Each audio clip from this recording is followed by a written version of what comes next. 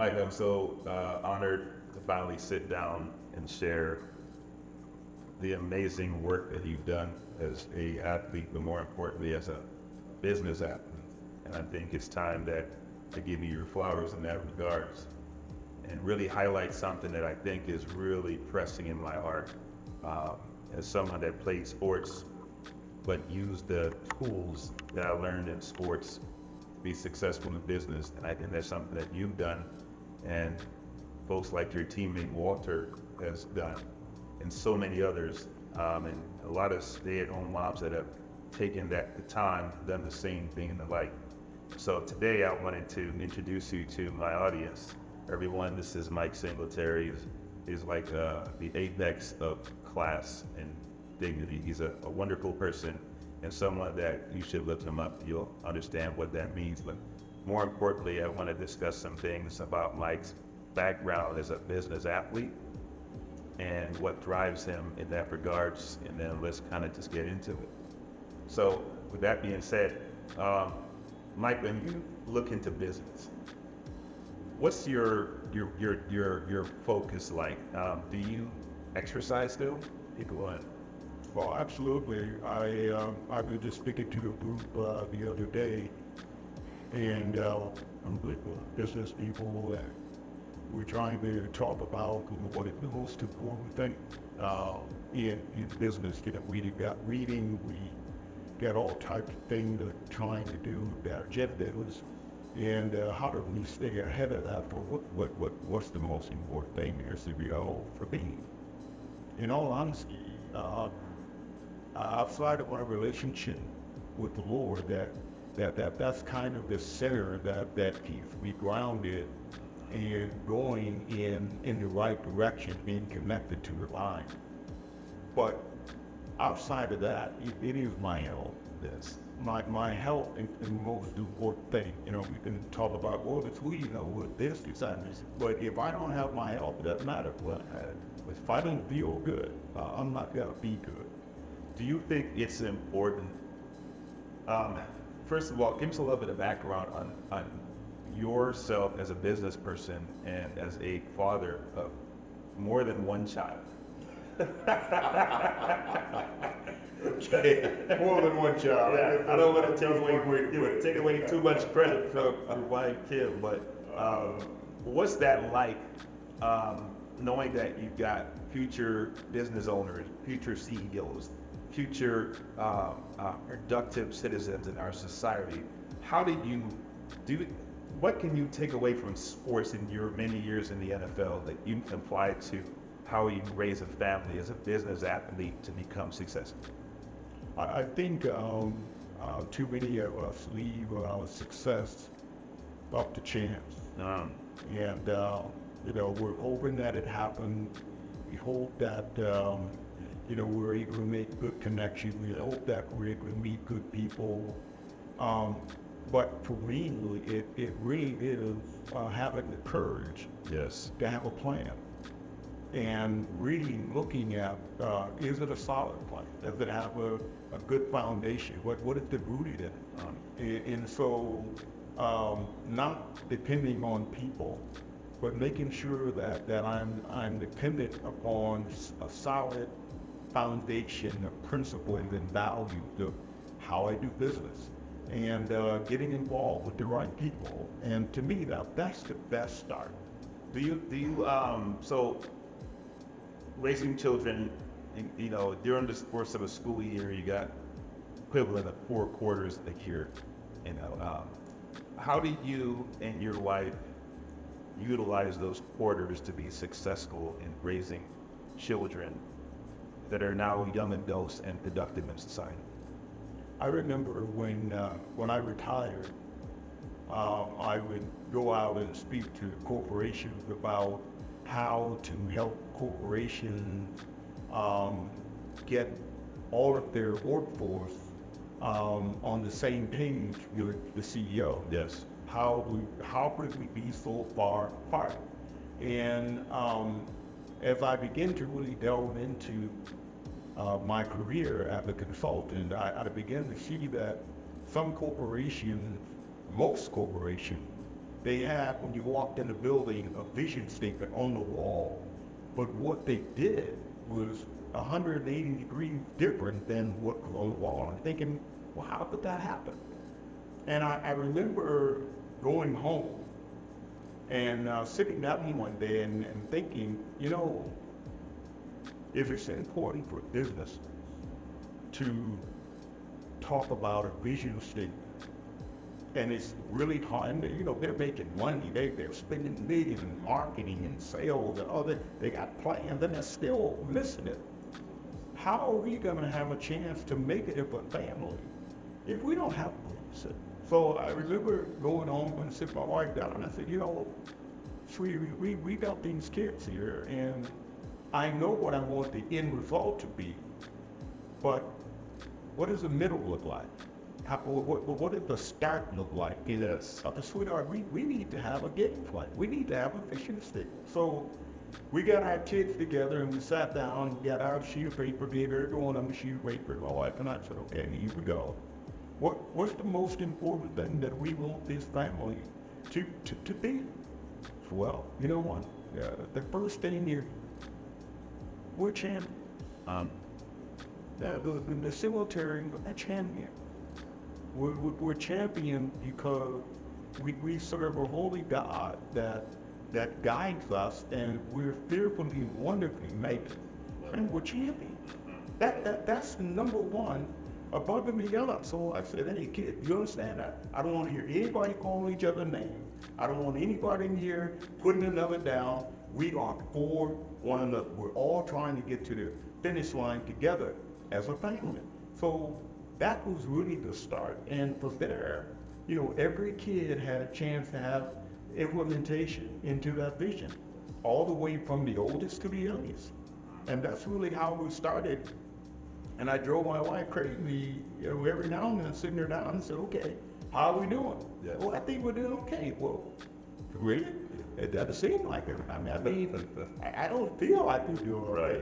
Right. And I think so many of us, we think that things just happen, and nothing happens by chance. That's right. You gotta have the courage to be intentional. Yes.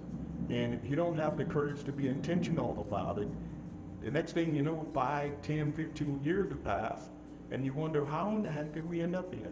So Mike, do you think playing sports, do you agree that it grounded you in many ways in approaching business in a competitive way, so to speak? Because if you look at the trends, the average corporate CEO makes somewhere around $500,000 a year in the United States. So professional athletes, by and large, if they're under a contract, they can make $500,000, $1 million over a 2 to 3 year period. And then it actually big go that up nowadays because everyone's graduating based and job to get replaced. Yes. What I like about business athlete, which is something that I believe you embody, is that a lot of people don't understand the correlation between athletics and the vocational side, how training that you learn as a football player, basketball, baseball, volleyball, etc. You have to get up, you have to diet, you have to exercise, you got to mentorship, network, collaboration, pace yourself, understanding will-based adversities. In the Paragon universe, I face adversities. I have to pace myself. I don't know how many companies I have. Well, you got a bunch in the Paragon universe. And in fact, some of the technology in the Paragon universe, what most people don't know, is that you're behind it. You introduced me to folks that are helping us move the needle because the connections you made as a business athlete. And I would like to make sure that people understand and revere the attributes of what you've done in business to position you to open up doors to you. Well, I think first and foremost, when I was coming out of college, the thing that I was hearing, so many athletes had agents, and these agents, somehow, some way, same old story. I don't know if you ever see the show Unsung, where all of these really, really talented musicians they have a career, and somehow, somebody, the agent or whoever that was representing them took it all.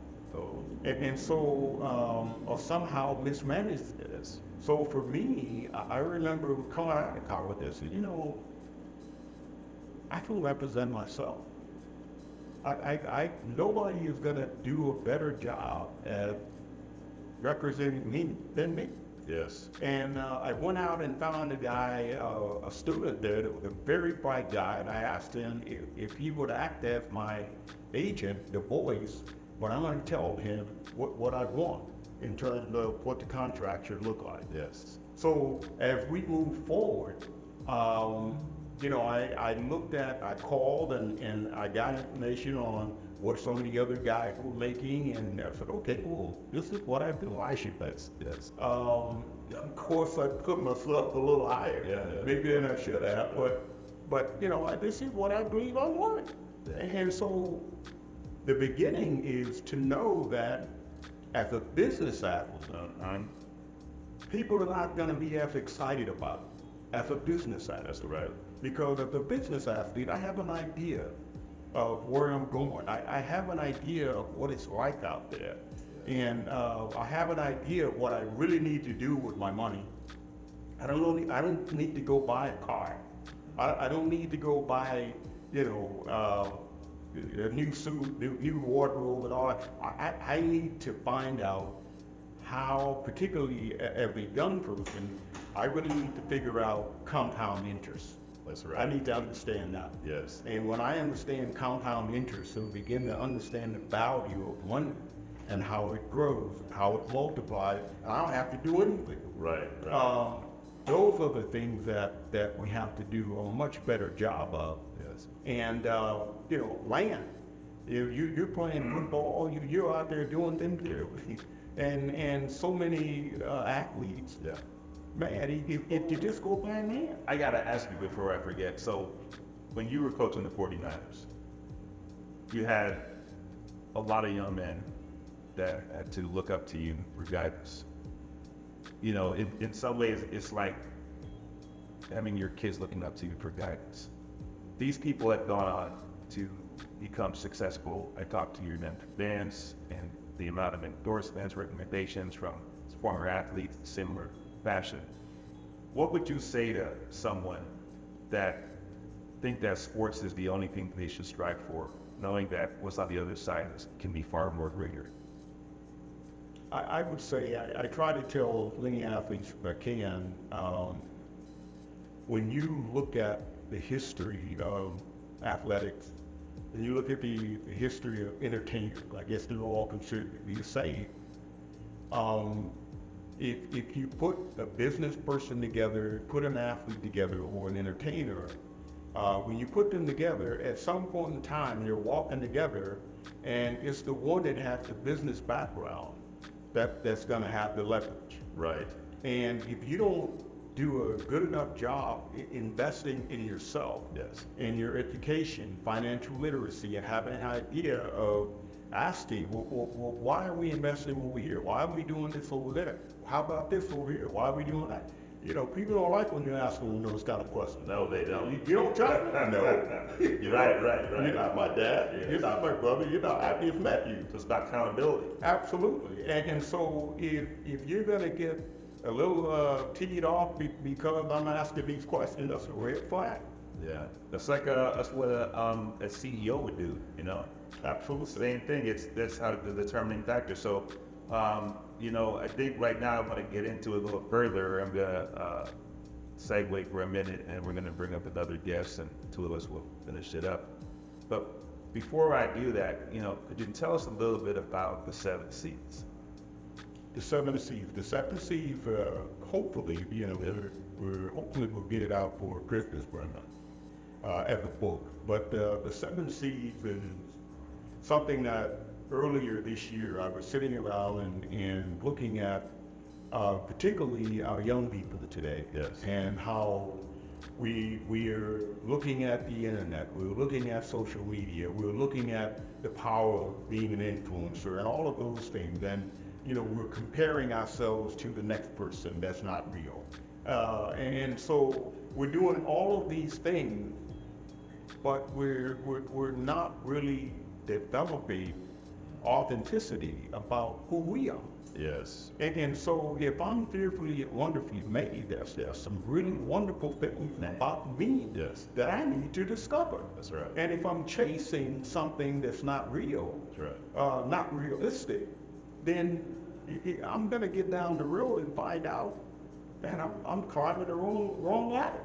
Yes. So for me, changing our perspective, I begin to look at that. I begin to look at how did I become successful?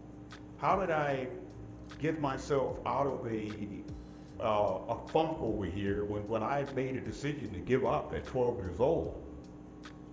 When my dad left and my brother Brady was killed in an automobile accident, how I had made a decision to give up. And my mom challenged me to become the man in the house at 12 years old. I'm the last of 10 kids. Nobody paid attention to me. You know, nobody really thought much about me. I'm the last. Yes. And then the least in my home. It's like, kind of like David. Right. But that day when Mom said, son, you have greatness in you. There's something special about you. I love it. And you know, you gotta realize that you're gonna get punched in the gut. You're gonna get hit in the mouth. But that's not what's important. What's important is what you do after that. Yes. You gotta get up and you gotta dust yourself off and you gotta get back in that ring and you gotta keep swinging. So that changed my life right there. Right there. Right there. When she asked me if I could become the man of the house, I was right. Me? Yeah. Okay. Futuristic. I can do that. I walked in my room that day and got out a sheet of paper and I wrote out my vision statement. And it's find a way to get a scholarship to go to college. Get my degree in college, which I'd be the first to do so. Become an All-American. I get drafted and go to the NFL, buy my mama a house and take care of her for the rest of her life. Become an All-Pro. Go to the Super Bowl and own my own business. At 12 years old, I wrote that out as my vision statement and I put it on the wall. And the very next day when I went to school, there were 4 guys that I was hanging around with. And I went to talk to those guys and I said, I can no longer hang out with you. I can't be your friend anymore. I'm going in a different direction. I love it. And they said, man, you can't. You need us. I said, no, not from now on, I don't. And so I went out for football. I wasn't even playing football at the time, but I wrote out that vision statement. It was another week before I played. I still begging my mom to let me play. So that was the first thing. So when you look at the 7 C's, the 7 C's is, first of all, having the courage to write out your vision statement. Yes. And number 2 is making a conscious decision about the things that I need to do that's gonna help me continue to make this a reality. Do those things and cut away from the other things. So set boundaries. Yes. The next thing is to develop consistency. Consistency in my habits. Yes. You know, our habits, once we develop them, then they really develop us. And so that's what consistency can do. And once you have consistency, now you go to that next level. If you do the first 3 things, you're gonna become confident. And as I become confident, I got to be very careful when I become confident that I don't become prideful. If I become prideful, that's about as far as I'm gonna go, and I'm gonna find myself shipwrecked. If I've done the first 3 things, that I become confident, I must remain humble. If I stay humble, then I go to the next level and develop character. Once I develop character, now I'm really walking that narrow road, because now I'm walking in character. I'm still humble. I'm still growing. I'm still learning. And so once I have character, now I gotta be very, very careful as I'm walking that narrow line that I don't lose focus of where this journey is taking me. Yes. Because the next step is to compete. You know, as an athlete, the greatest competitor that I ever faced was me. Yes.